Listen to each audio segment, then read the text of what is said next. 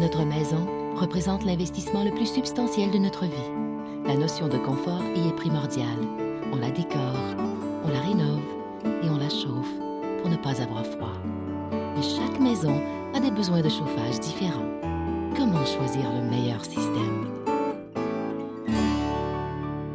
Que ce soit pour chauffer toute la maison ou pour réchauffer une seule pièce froide, les appareils de chauffage électrique sont une solution simple, confortable, facile à installer et surtout économique.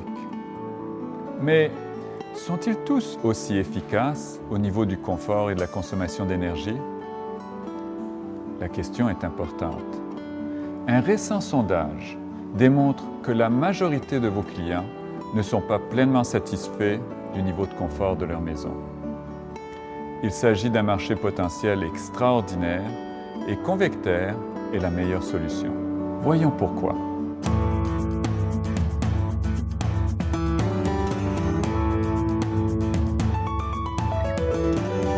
Nous sommes dans les laboratoires de recherche de Convectaire. C'est ici que nous mesurons et comparons différents modes de chauffage dans des conditions réelles. Un système de réfrigération permet de recréer l'environnement extérieur hivernal et l'intérieur contient des particules qui permettent de visualiser les mouvements de chaleur dans une pièce. Maintenant, il fait 0 à l'extérieur. Remarquez le courant d'air froid qui descend le long du mur. Il y a des déperditions de chaleur et l'air, en se refroidissant, devient plus lourd. Démarrons le chauffage. L'air s'agite juste au-dessus de la plainte et rapidement, une colonne d'air chaud se colle au mur. Arrivé en haut, la chaleur se répand contre le plafond sans descendre de plus d'1 pied. On peut laisser la plainte fonctionner, rien d'autre ne se passera. Résultat, la chaleur lèche le mur extérieur et s'accumule au plafond. Il n'y a pas de mouvement d'air ailleurs dans la pièce. La chaleur est mal répartie, donc manque de confort et gaspillage énergétique élevé.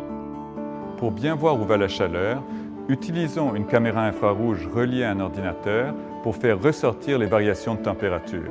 Les parties rouges sont plus chaudes, les parties bleues ou noires sont plus froides. Démarrons le chauffage.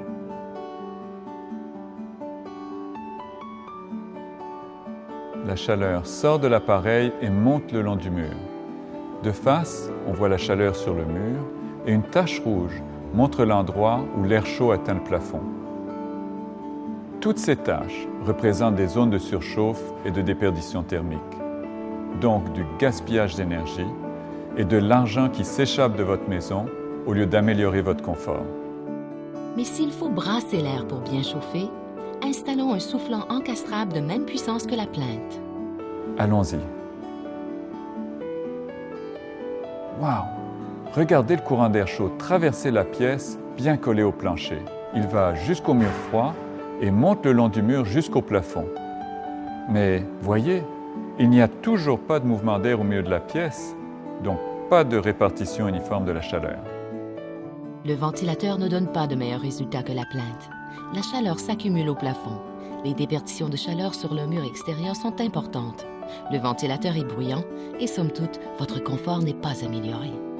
Voyons maintenant ce qui se passe avec un convecteur à convection naturelle.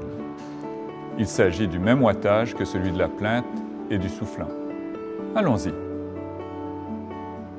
Remarquez l'air chaud qui sort de la grille du convecteur. Il se dirige vers la pièce et non pas le long du mur. Regardons de plus près. Il n'y a pas d'accumulation de chaleur contre le mur, donc pas de gaspillage d'énergie. Voyez, au centre de la pièce, les particules qui étaient immobiles avec les autres appareils se déplacent lentement vers la gauche. Elles se font aspirer par la colonne d'air chaud. C'est ce mouvement constant qui permet une distribution uniforme de la chaleur dans toute la pièce.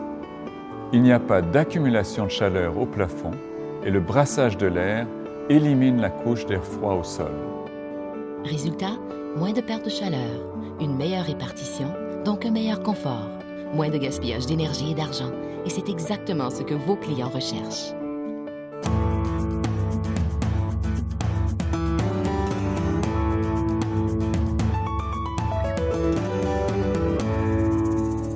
La chaleur est attirée par le froid jusqu'à atteindre un équilibre.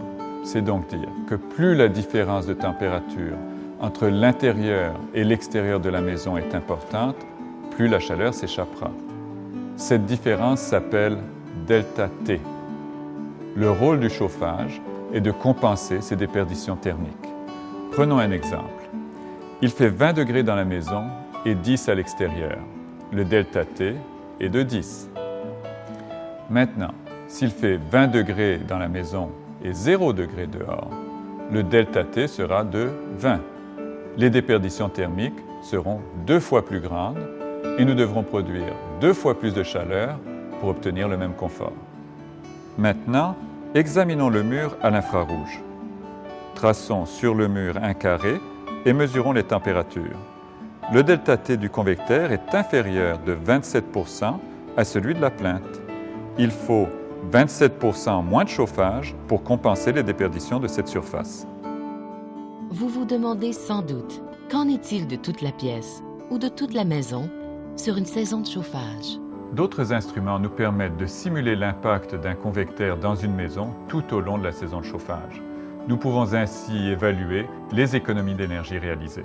Nos résultats sont percutants. L'appareil à convection naturelle Convectaire, équipé de son thermostat électronique intégré, produit jusqu'à 30% d'économie sur le coût de chauffage annuel. Les preuves sont faites. C'est ça, la différence convectaire. Et rappelez-vous que seul un convecteur porte la marque Convectaire.